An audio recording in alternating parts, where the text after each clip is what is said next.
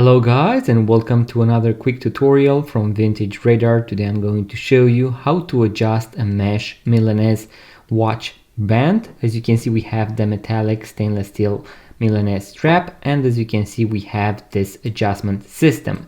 So what you need is going to be a tool that can be inserted right here.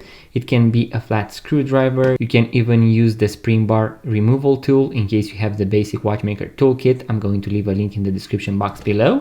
And what you want to do is to insert the tool right here and lift this flap up just like this. And then you can simply adjust it. You can move it up and down in order to tighten it or to loosen it. And then you are going to push it back in.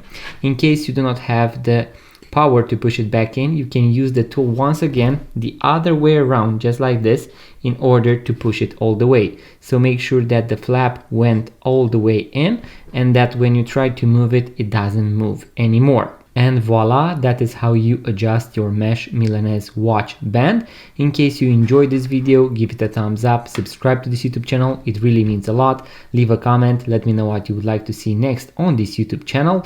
And also, if you would like to purchase your first vintage watch, make sure to check out our website vintageradar.com, because we have thousands of vintage watches for sale, link in the description box below.